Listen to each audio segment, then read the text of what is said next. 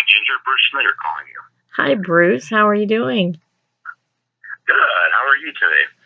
I'm good. I'm not as cold. How about you? It's kind of nice outside. Oh, yeah, exactly, exactly. Yeah, I'm in Cleveland here, so it can go from 40 degrees to minus 10 degrees overnight. Yeah, I live near the Detroit airport, so I'm in your same, temperature zone. Yeah, same. You're in the same neck of the woods then, for sure. Yeah.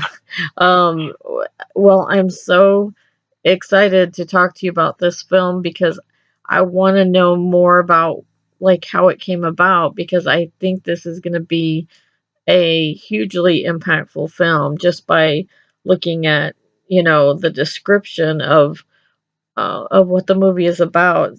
So I guess well, tell us a little bit about yourself first. Like, how did you get into films in the beginning? Well, I got into film probably, I was inspired when I was a little kid.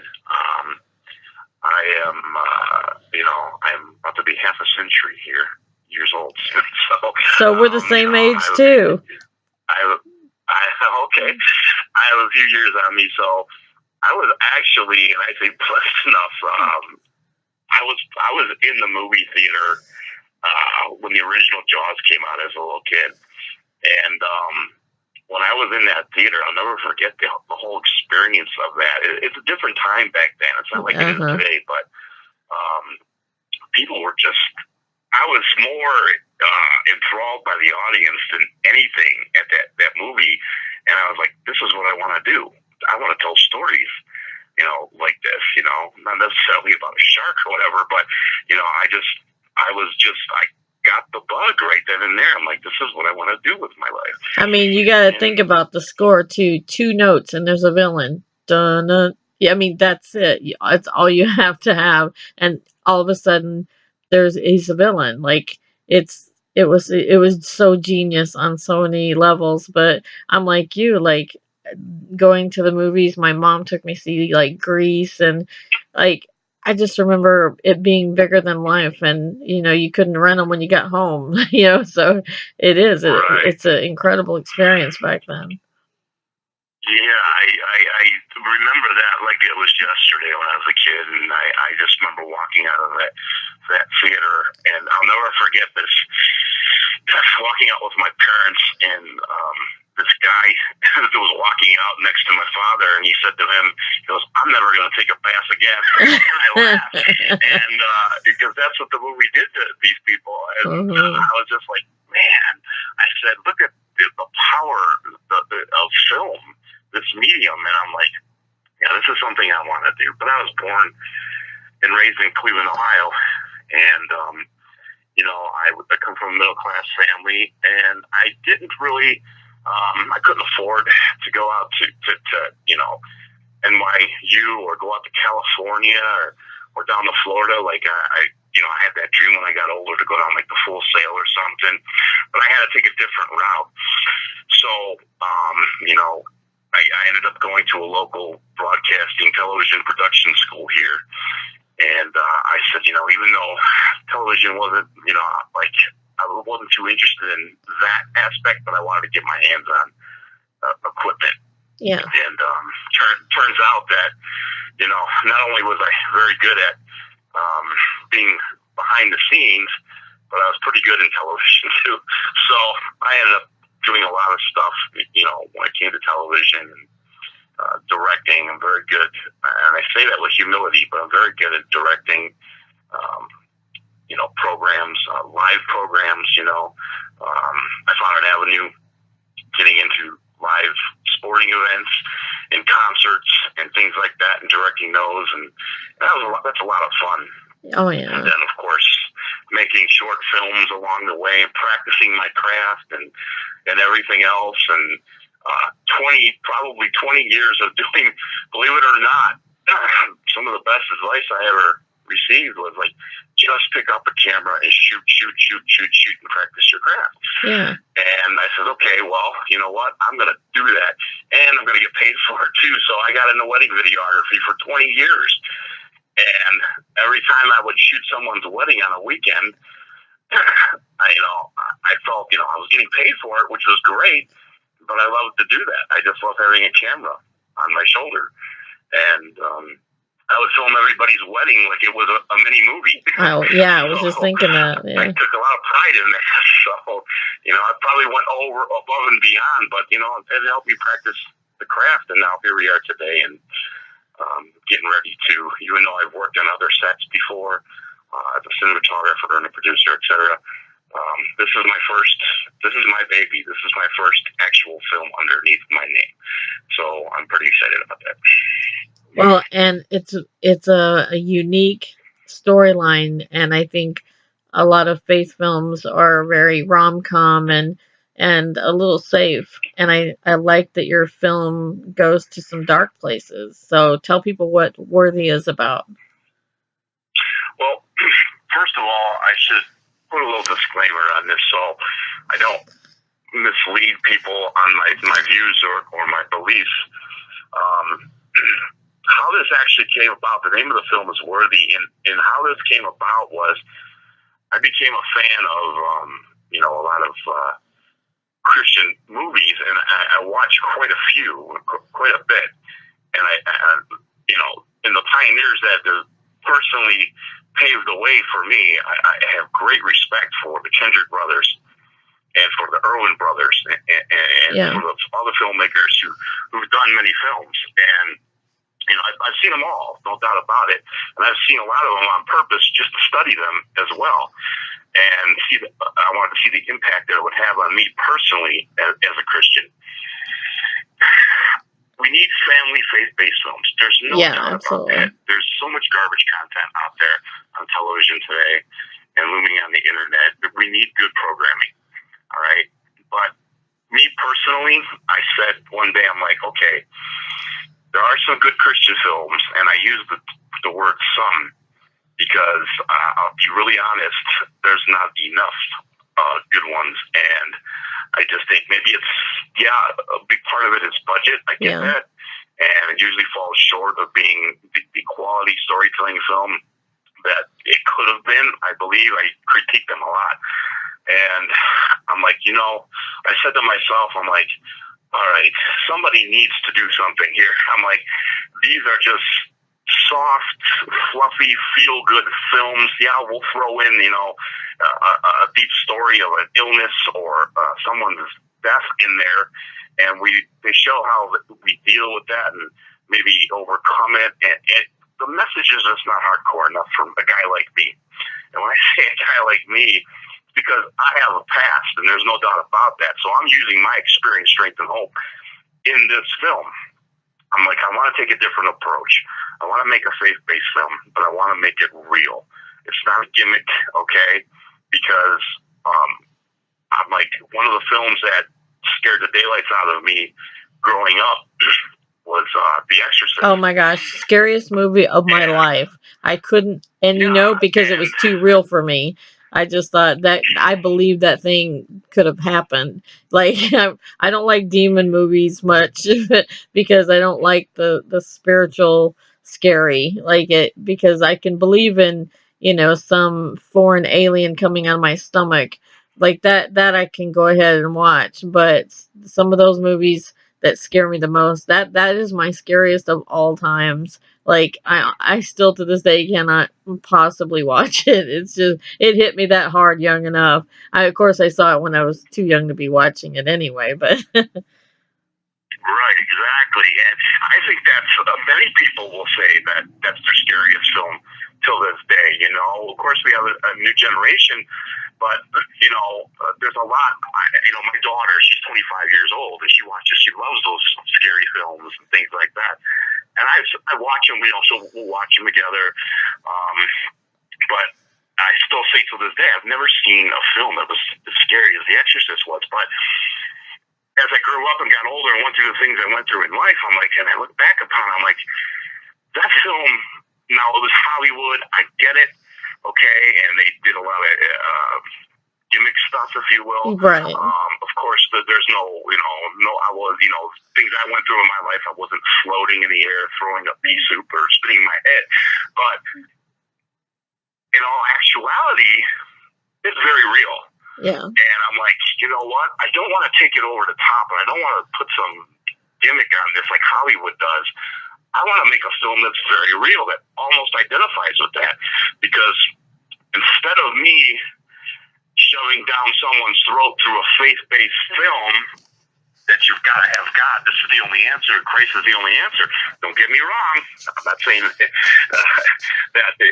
is the answer, of course. But I want to reach a secular audience. Yeah. Sure, I can have a truckload of Christians come to the movie theater and see my film. Well, that's great. Well, guess what? We're all saved already. What's the point? Is my opinion. I'm like, we need to reach a secular audience, because I would listen to people, and I purposely over years, I hear the same thing. Well, no, that was a Christian film, it's boring. I don't watch those. And I'd ask people if they ever seen this or this, and they were secular in the secular world, and it's just like a lot of people don't take the time to go see those Christian films so they know they're boring. I don't know how else to put it that way. Right. So I'm like, well, I need to be smart, and I need to take an approach. And the smart thing was, once I prayed about it, is like, use my experience. I'm like, okay, I will do that. And I said, if you really want for me to use my experience, God, we're going to take a trip through a dark time, and through dark times, and we're going to go through that door. And that's the way that's the way this film is written. And I decided we're going to do what everybody can identify with, and that's darkness, that's pain, that there is really, we are at a war, and we are up against this invisible realm out there. And especially today, there's the statistics of suicide and overdose, and it's crazy. It's through the roof. It's just nuts. And if people think that this is all our own free will and our own choices because of our mistakes, part of that is, but I got news for you. It's not. We're not up against it by ourselves.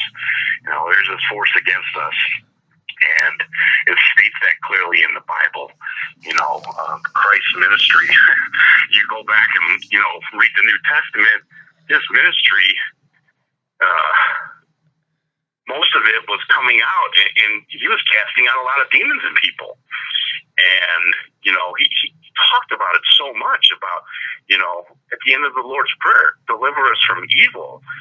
And I understand that. I've been through it. Or looking right at Peter and saying, "Get behind me, Satan." Yeah.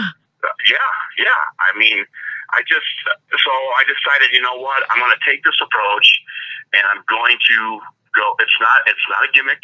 I'm not using some scary undertone for a film. And we're talking about Satan. We have the evil in the film. No, it's done in a very responsible way, the way I wrote it, and where people will identify.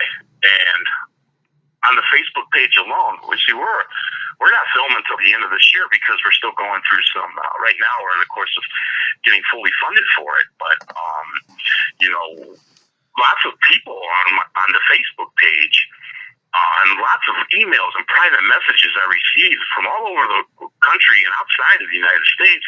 People are saying, "Wow, this seems to be a very powerful idea for a film," and they would just unload in their messages and their emails and give me their testimony about their darkness and their times and what they've overcome. Or I would get messages from parents how they just lost a daughter or a son from suicide, and they would beg me, and they, "Please don't give up. Whatever you do, you have to make this film." So I thought, okay, we're touching a nerve here, and we must be on the right path. So I would continually pray about it, and ask God to guide me through this whole process, as I did before this phone call. Anything I do with this film, and I just want to make sure that I'm on the right path. And I believe we are.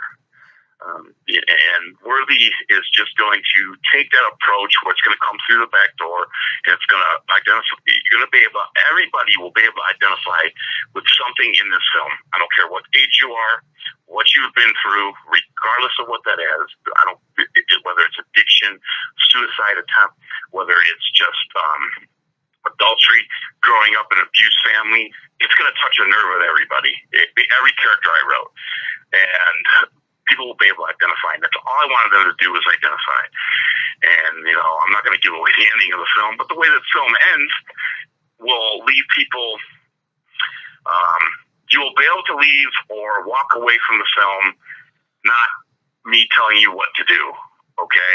It will be you leaving the film asking questions and going on that journey yourself, especially if you don't know who Christ is as the way.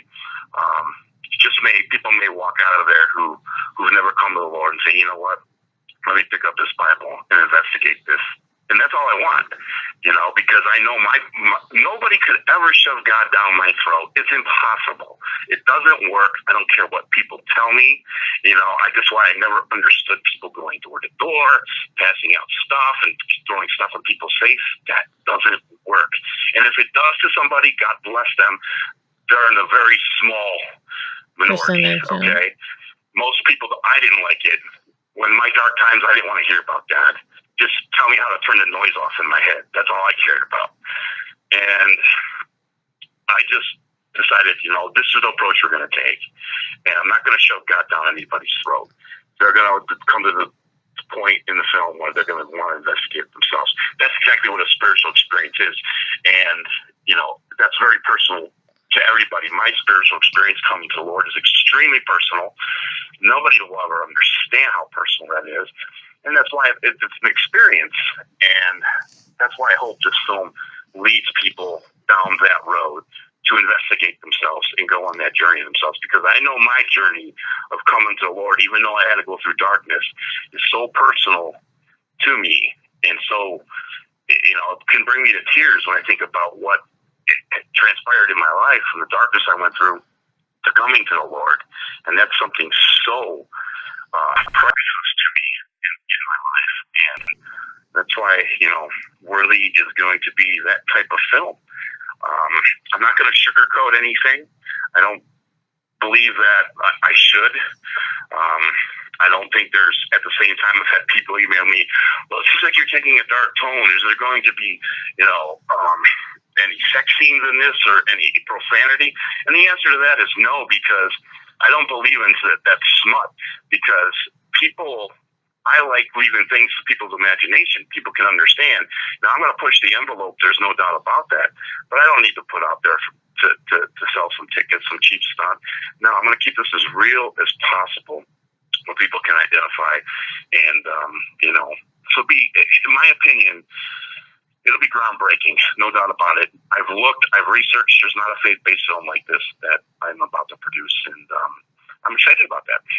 Well, and I think, you have to look at the way Christ witnessed to people. He met them where they were at, and you were, just like you said, it was a very personal experience when he talked to farmers. He used terms like sowing and reaping, and when he met the woman at the well, he knew exactly where she was at. He met her exactly how she was, doing something she did every day, going to the well. I mean, he didn't shove anything down anybody's throat. He never had to, and we don't have to either, because we're not Holy Ghost juniors. We don't need to, we're not going around convicting other people of their sins and letting them know if they're going to die and go to hell or any of that stuff. I mean, I think the best movies that have impacted me, and I will tell you, I have just gotten into film over the last 3 years, and I did some contributing writing on a film, and then now this year I got to be doing some associate producing on a film,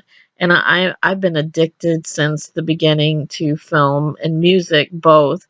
And film especially. I go to Comic-Con every year, dude. I mean, I'm that kind of nerd. I absolutely, I want to know what's behind that guy that did that part in that film. What were you thinking? I mean, I dive into films to the annoyance of my children. I have 3 kids in their 20s. Now, one of them, she joins my bandwagon, and I said, you know what? That guy, he's married to that girl. And you know what? She did a film with this guy too. And literally, I don't even mean to retain it, but then I want to know, who is that guy? Is this a real story? And my son's like, I don't care. It's a movie, but my daughter's, one of my daughters, she's like, I know, right? Like, I want to know, is this real? Is there a real story this is based on? And like, I mean, I'm that kind of person. And then we're also that person in the theater whispering to each other, "Oh my gosh, that CGI is so bad." Like, but when it comes to faith films, I try so hard not to be critical because I want them to succeed very much so. But I worry about if it's kind of like worship bands, like only Christians are going to go see it. And and it's great. I think the everyday believer needs encouragement and needs uplifting, and they can be going through something just as much as a non-believer. But we have a great commission to find a way to reach people who are lost. And you have to find why are they lost? What are they doing when they get lost? And I'll tell you that I was hooked as far as wanting to see this movie already by watching your Facebook post, by just I think it's this unabandoned, unashamed, like no veil across it. It's the darkness of what life can do to you. And you're like you were talking, there's all these different areas, and some people don't have to be on this really dark road before they find God. They don't have to be on the road to Damascus, but some people do. And if we don't show up on that road, how do they know that this is a God that's for them too? That it's not, he doesn't fit a box. You don't have to look a certain way and talk a certain way and even dress a certain way. You can have tattoos and be a believer. You can have piercings. I mean, I think we've shoved and shaped to the point where, it really is, it's all kind of, and there's again not a shame against Hallmark movies, but they, I would like something that Hallmark would be afraid to show. Not because you're going to show anything, but because it might scare people. Because if you're in those situations, you need to be scared, in a way, and scared towards God, in that respect. And the stories that you post, people that are going to be in your film and who's playing the role, and talking about who those people are.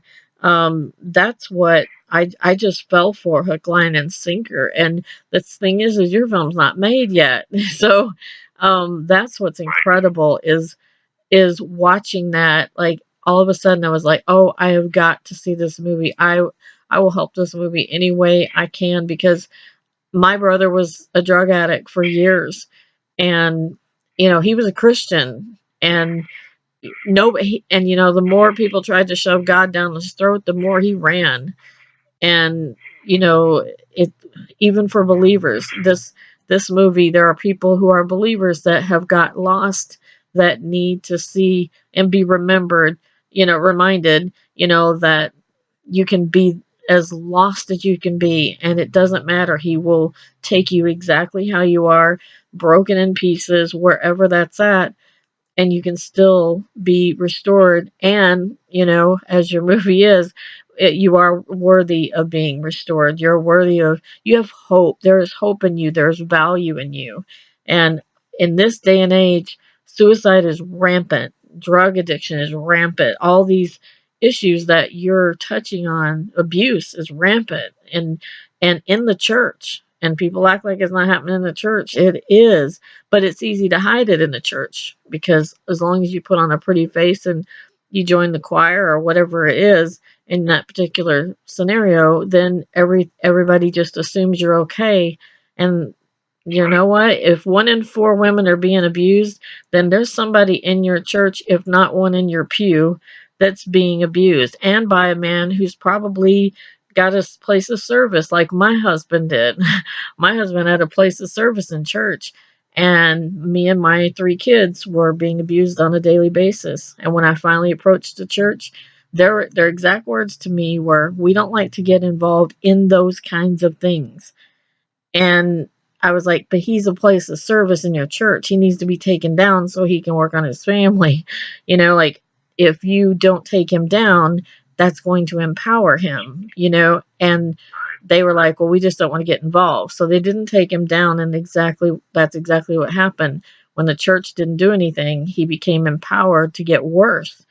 And it's right, there's some people out there that, I'm not saying get a divorce, but I'm saying, no one was saying, it's not a sin for you to be safe. It's not a sin for you to get your children to safety while God works on him. right. And that's something, some marriages can't be restored, but some can. And I think there's hope as long as the people are willing. And I think there's so many people that can be reached, because I don't know if you've seen any of Darren Wilson's films, but he goes out, like Holy Ghost, trying to I've seen it. yeah, like finger of God. I mean, he just walks up and talks to people. And one day in Venice Beach, they couldn't seem to get to anybody. Nobody was being receptive. Turned out a block over, there was all these people that were picketing, saying, homosexuals will die and go to hell. And all of these Yeah, signs. And they said that's what's happening. They're blocking, they're quenching the Holy Spirit.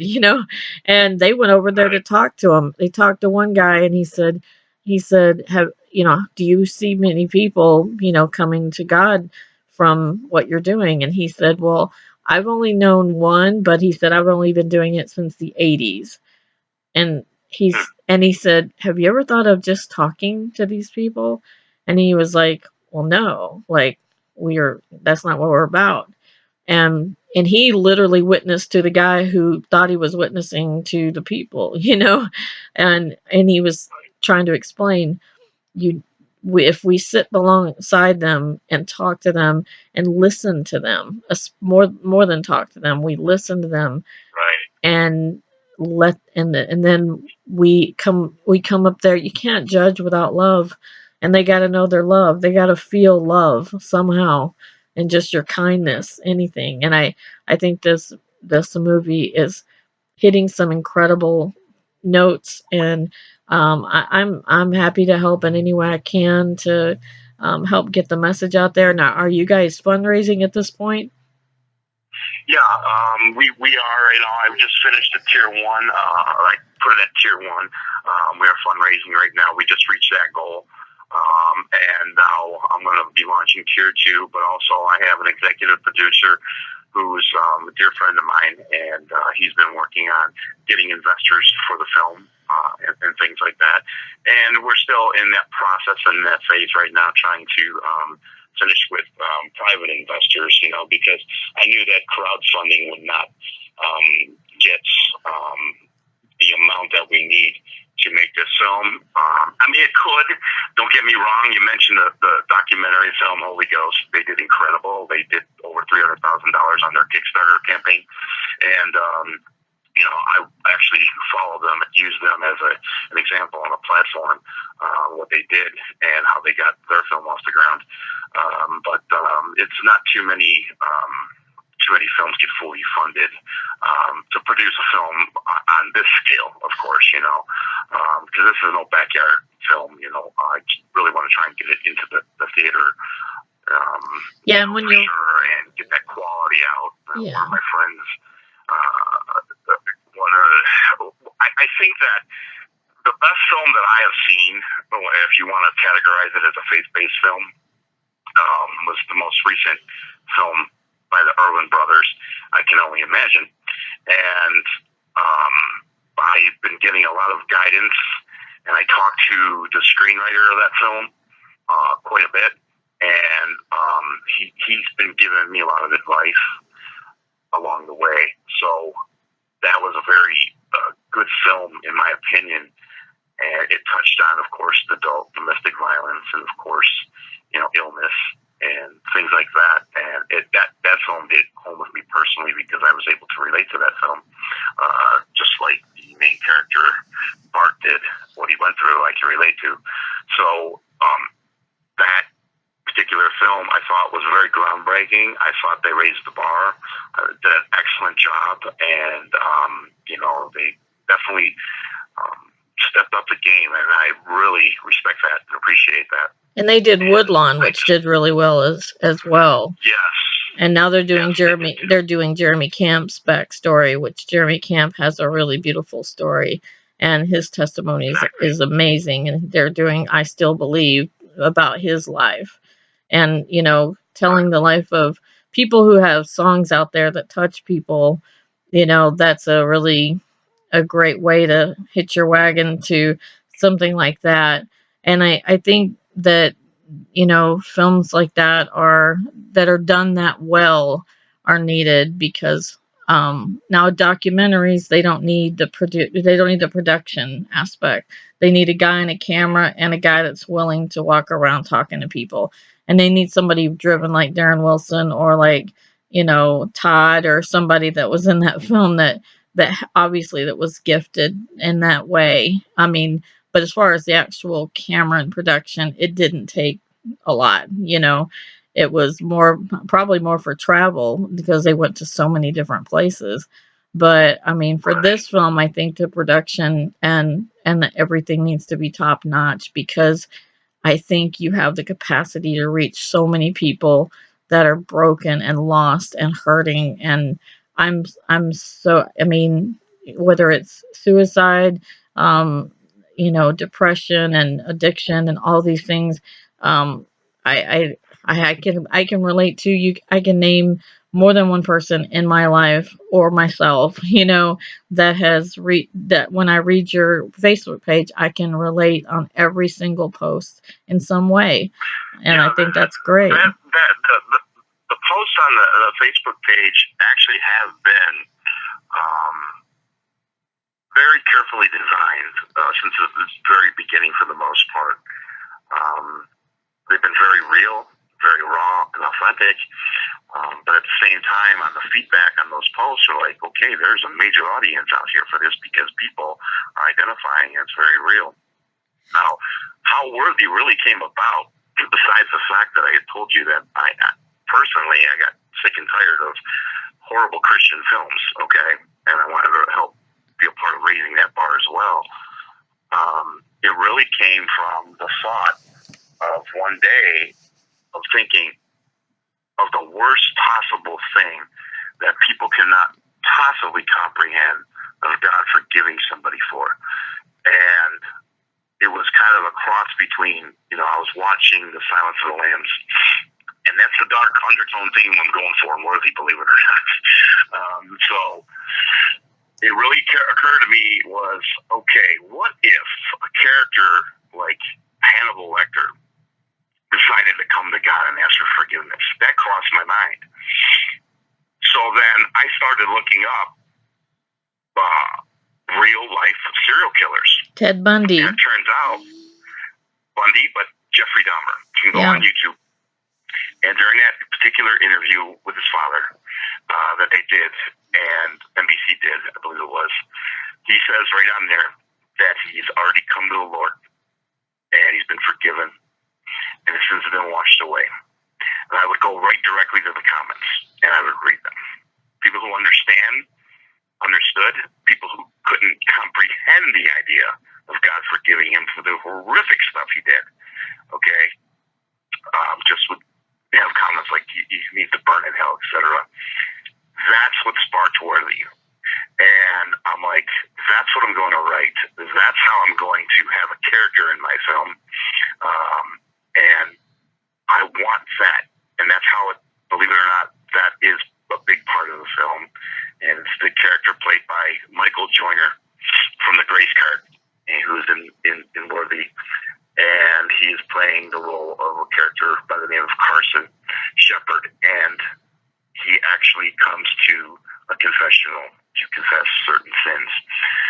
He doesn't come into the confessional right away to confess sins, because he carries with him a deep, dark resentment against God, a hate towards God. And that's how I wanted the film to start. And by doing that, a lot of people can understand that, because there were times in my life I hated God.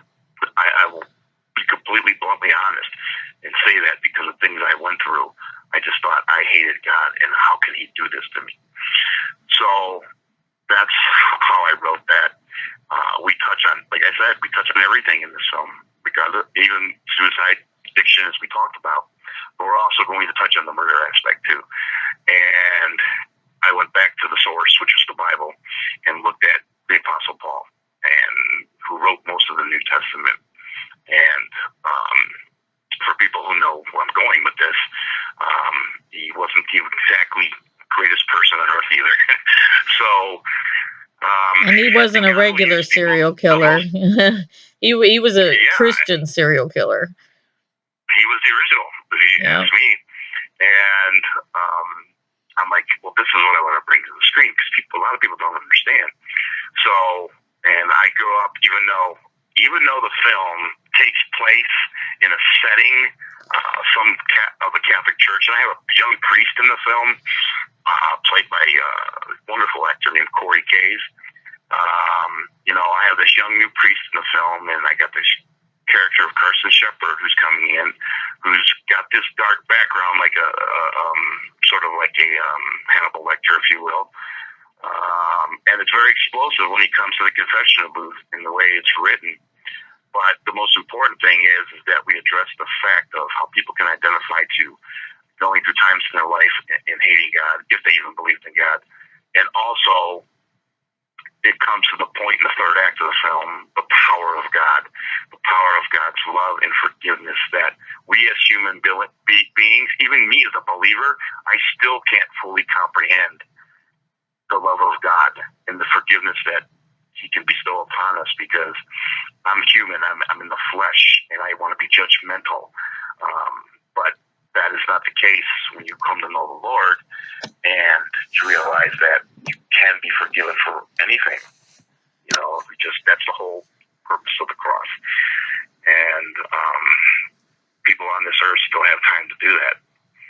And I hope with, the film they can. Now, I've learned along the way in my experience that I can't save anybody. That's been done. Yeah. That's been done already. That's over with, okay? So I'm not out to look to do that. I'm not out to be that person at all. I'm just putting out, a dream of mine is put out a good film.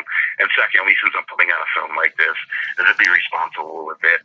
And it sends out a message. So why don't I allow God to use my personal mess in some of this film and turn it into a message? And that's all I'm doing.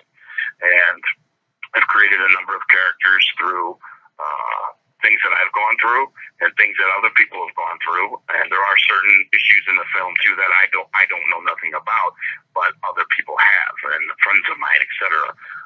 So I brought that to the film as well. So there's something for everybody in this film. It's definitely not going to be mom and dad. I would suggest strongly to watch the film before you decide to let little children watch it. It's not a some cheap plug to get attention. It's just that I'm making it very real and very honest. So. And I think the best movies to reach people is those that are provocative in the best way, and they cause people to have questions instead of answers at the end of the movie. That they walk away going, wait a minute. I gotta digest this, or I gotta go back and look at some things, because could this be real? And I think to have people start questioning it, hitting up a Bible, a church, a Christian friend, somebody, and saying, wait a minute, now, is this right? And or if they've already got the information, for them to internally be able to start talking to God and say, God, is this really real? Like I think I'm as bad as some of these characters. Is this really for me too? And I think instead of, preaching at people, it's talking with them, showing a story, and giving them a journey to go on. And I think that's what I've loved about films all my life, is going on a journey, whether it be a musical or it be something dark or it be something hilarious, like for them to take me on a journey that I don't even realize, until it's in, wow, how the time just flies by, because your entire soul just goes for the ride. And to take them on a journey that when they get off, they're still reeling, and they have questions, and they seek the answers. And I think that's the best thing in the world you can do, is show the information and show stories like you're doing on your Facebook page. How do people, if they want to help your film, how can they help? I'll put it that way. How can they, get involved and help? Well, people can go to our Facebook page, and it's Worthy. It's actually under, I think, let me double check it. Worthy the movie, and they could go on there. You can see all the information you need there. The name of the production company is Mind Fix Entertainment, but Worthy has an email, a website as well. You can get a lot of information on there also. Anybody interested in donating, there will be, starting this weekend, there will be another crowdfunding post put on there. Anybody who's interested in privately investing can also reach out to us. All the email is provided as well. One thing I would like to say to your viewers before we end this conversation is that one thing I'd like to touch on, which I really haven't touched on, I talked about the issues that we addressed in the film. More importantly, in the film is this is where I struggled for a long time. The idea for Worthy came about all the way back in 2005. So it's been years in the making. This is something that just wasn't thought of last year. So it took a lot of time and a lot of experience and to bring this to the medium of film. It took a lot of time and responsibility. One thing I struggled with was, how do I show on the screen how we deal with our thoughts? I'm a big believer in that everything that we're up against is within our own thinking. So how do I bring that to the screen? How do I show something like that? I think I have found the answer the way I wrote this, and that's what we're going to do. We are actually going to show how these characters on the screen struggle by themselves, with nobody else around, within their own mind, with their own thoughts. For example, like, we will see what it's like for an addict. Okay, one of the characters in the film opens the film up with a year's sobriety from heroin addiction, and he's on the right path and on the right road. We're going to show on the film how exactly he deals with the thoughts on a daily basis, what an addict deals with on a daily basis, those thoughts that they struggle with. Because I got news for people out there. I know quite a bit about the world of recovery and addiction and alcoholism from personal experience. And a lot of people get very excited, especially, for example, I've seen so many parents get excited after their son or their daughter recovers, goes into rehab, and they've got some sober time under their belt. They get a job back. They get an apartment back. They get their house back. They restore relationships. Then all of a sudden, the next day, they're dead and they're burying their son or their daughter. I've seen it. I've lived it. I've buried a lot of people. And that is what I want to bring to the screen, to show that no matter what, okay, it doesn't mean because we're climbing this mountain, things are getting better in our life. We have to be on guard. And that's what I'm bringing out in this story. I'm going to show the power that we are up against, okay? We are up against a power not only greater than ourselves, like they would say, which a lot of people think, okay, God, but there's another power out there, and that power is the devil. And there's no doubt about it. You cannot tell me anything else, that there is an evil force out there. There is an evil force out there. And it's tried to take me down a number of times.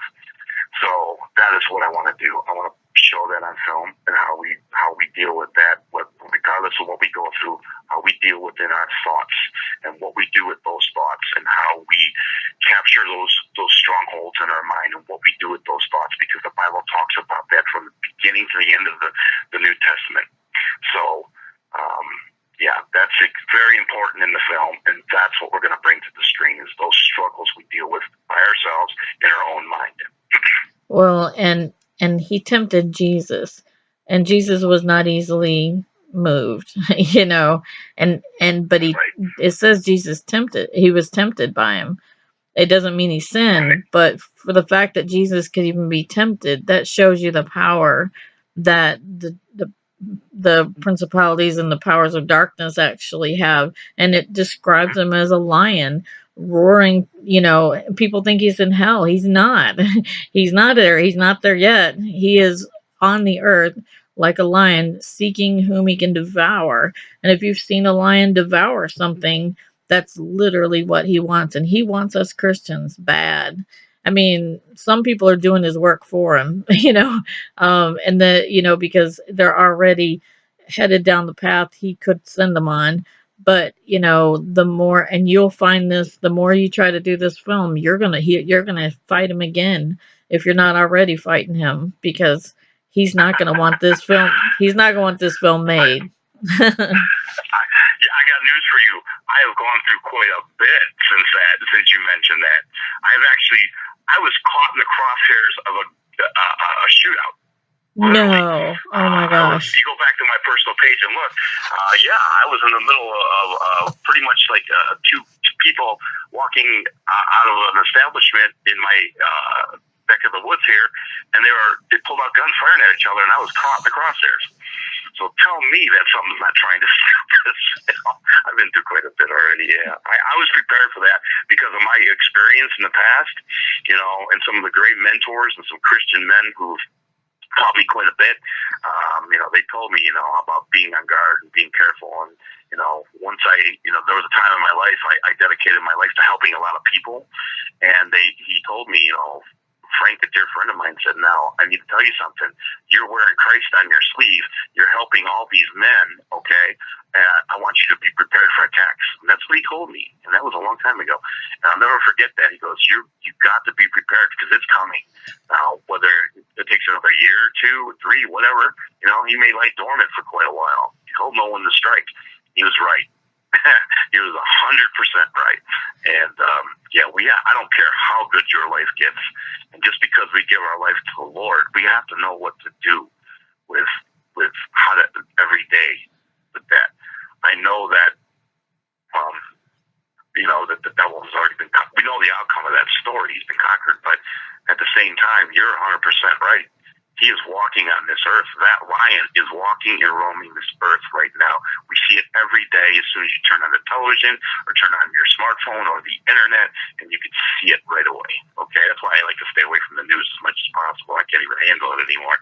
But he's walking this earth, and that lion you speak of will be shown throughout the entire film of Worthy. We will show that lion. We will show that lion on the screen and the lion's helpers, okay? Yeah. We will show what we are up against for real. So I'm pretty excited about bringing that to the screen. A lot of people are extremely excited about this concept and this idea. So there is a great big buzz about the film, and I'm just enjoying the journey along the way. And I just can't wait till it's all said and done, and the impact it will have on other people. That is the rewarding part for me, is the idea that it helped somebody else or brought somebody else to come to the Lord. And if that's what happens, then I have done my job. And as long as one person does that, I hope it's more than one. But if that one particular soul we can help guide to the Lord, then I can sleep easily at night. But then that one person will reach someone else that they know. It's just a great domino effect that many of us won't know until we get to heaven who we touched. And that's how I like it. I don't want to. I want to help people directly, but in the end, I don't want to know my part. I want to just do my part. And I think that you're going to see the reactions over time once it starts streaming and people have access in their homes without even going to the theaters. It's gonna continue to reverberate, as long as the film has access. I think it's gonna be fantastic, and you're off to an incredible start, and I'm praying for the film and for you and for every single person behind the scenes, because I want them all to be armored up, to be protected. And I'm so excited, and anything that I can do to help, you've got my number. So message me, call me anytime. Yeah, fantastic. I think you're doing a great job. I think you're already helping by just this particular interview and bringing it out there and raising awareness about the film. So like I said, if anybody's interested, we can definitely use all the support we can. As far as, even if you can't help with financially or donating to the film, that's fine. Please follow us. You know, if Share anybody the listening to page. this interview if anybody listening to this interview right now is out there and you're hurting and you're struggling, and you feel like there's no way out, and you're just, you know, I always said my bottom had a trap door and I fell through that. I understand. I understand them. I understand the person listening right now. I understand what you're going through. Regardless of what you're going through, I understand darkness. I understand about being alone, isolation, depression, and even suicidal thoughts. I know all about that. And that's why I'm bringing this film. So I just want to encourage you to hang on. Maybe follow our page. Know that there's somebody out there who understands you. Besides myself, there's many people who understand you. And there is a way out. There is an answer. So whatever you do not give up. If you're out there, do not give up. Do not give in to the temptation of Satan out there. Hang on, because there's a God out there who absolutely loves you and is very forgiving, and you just need to know that. So